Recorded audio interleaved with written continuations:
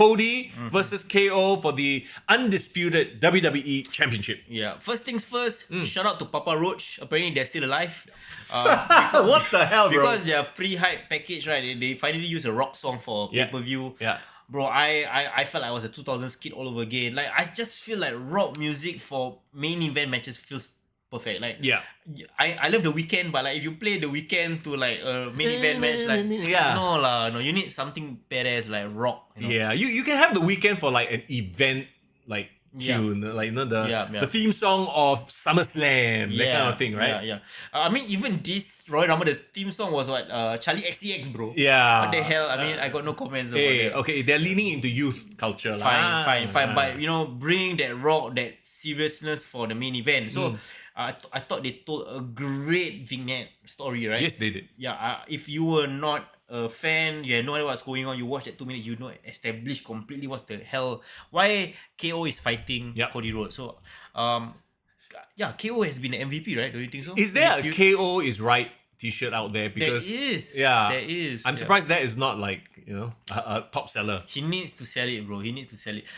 So KO, to me, when he first started out, remember he had that one-off match. I think was it Clash at the Castle, or was it Money in the Bank, or was it Bad Blood? He had like a one-off match when they were both still baby faces. Oh yeah, and that was the one where KO didn't want to go for Cody's knee. Correct. Or some injury. And then he lost because of that. Yeah. When that match happened, right, we thought like a bit lame lah. Like KO and Cody Rhodes, I don't feel anything for this feud. Because he was still face at the time. Correct. But then something happened, bro. Like I think the story of KO, like while we've been focused on the bloodline for so long, his story with the bloodline has been bubbling and like parallel journey with the bloodline. Like he's always been that guy that always gets one up by the bloodline, right? It's like that, like you watch a TV show, season 1 focus on this epic storyline, and then the side character was there the whole time. But then season 2 now they focus on that side character, and he brings back all the references from the first season. So he's that guy lah. Yeah, and Jason, another great point, right? This match, the 7th time he has lost a world title match in the Royal Rumble. I can't name all of the matches, but I know he have fought Roman Reigns a couple of times. Yeah. Last year he lost to Logan Paul at the US title picture, right? He's always been, unfortunate to say, he's always been that one contender that the champion fights and defeats before he goes on to the main rival. Yeah. He's always been that guy. Well, and then again, I don't think he's complaining because he's been doing really, really good work. I'm sure he's paid very well. Yeah. And the thing is, right, KO is a great utility guy. He is. He does everything well, and I think he actually elevated this feud more than Cody. Yeah. He did, like, from his shirt wearing that is stirring shit to his justified heel turn. Very justified. Promos in the car. Them making the pile driver a thing. Bringing back the Wing Eagle title. Claiming it for his own. Like, all these things make sense. And remember, we were even thinking, if Saturday Night Main Event that first time, he should have won just to shock the crowd. Yeah. It's a testament to who he is as a performer that he can lose so much and still be relevant. Always be there in the picture. Both a testament to him and the booking lah. Yeah, agree. So like this match itself, a lot of the heat was brought on by Kevin Owens. They had the ladder stipulation. They had both titles hung up. And they really went all out. I think they were trying to prove a point to tell this story that the story that they're trying to tell is that Cody Rhodes has been the champion for a while now. He's starting to feel the pressure of the championship. And I think CM Punk's promo last week really brought it to the spotlight. Bro, I love that promo, and that actually gave me like the desire to see Cody versus CM. Now, obviously, they could still set it up lah, but we might not see that, right? But I like that it planted the seeds of Homelander Cody. We've been talking about it ad nauseum, and I think maybe now's the time to start. But we know Triple H, he will not rush it. So, like he cracked a little bit in that promo with CM Punk. And then maybe after this match, at the press conference, I know we're jumping ahead, but at the press conference, they said that, his status is unknown because he has suffered multiple injuries. So I'm like, oh, okay. And so that's the thing. I'm thinking to myself, like, Kevin Owens, this match, this whole rivalry might have broken Cody Rhodes. Right? Yes.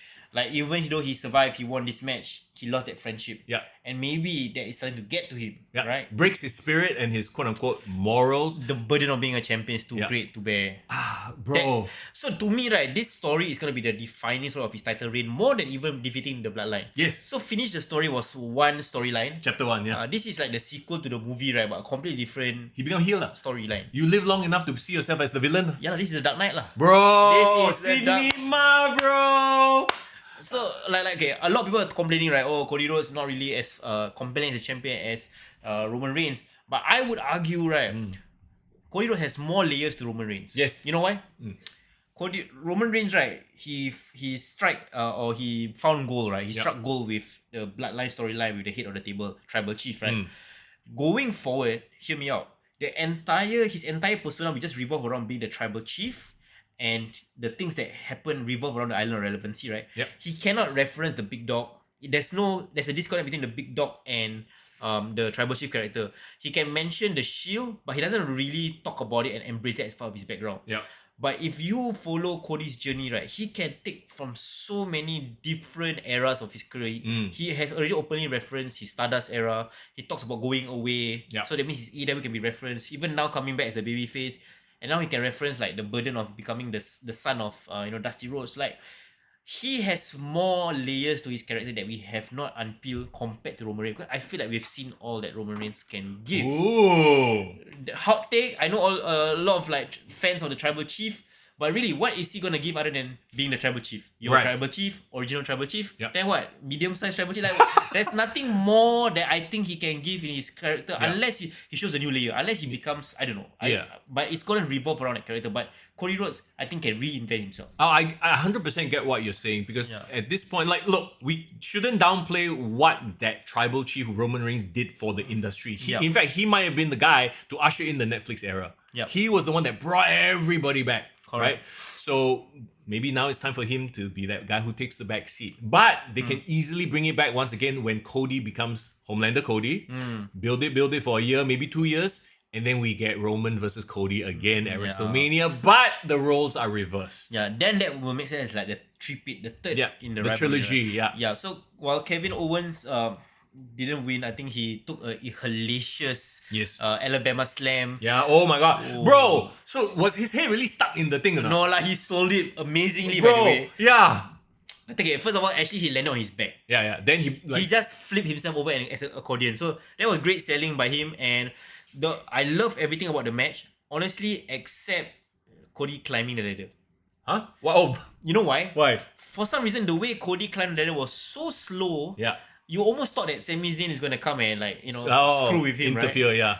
But there wasn't any like tight shot zoom up to his face saying, kind of like teasing that moment. Yep. Nothing. It was just him climbing very, very slow. So by the time he actually pulled it down, it was a bit anticlimactic. That's my opinion when I was watching the match. What do you think? Yeah, same. It was that fast shot the whole time, right? Correct. Weird. Yeah. So I was thinking like, is somebody gonna come in? Yeah. Some shit's gonna happen. Nothing happened. So, Alfred brought up a great point though. The fact that not Alfred, Jason. Roman had 4 years to tell his story. Cody's only at 300 days. Yeah. So really, the you live long enough to become a villain could be a thing. Yep. We shall see. I can't wait.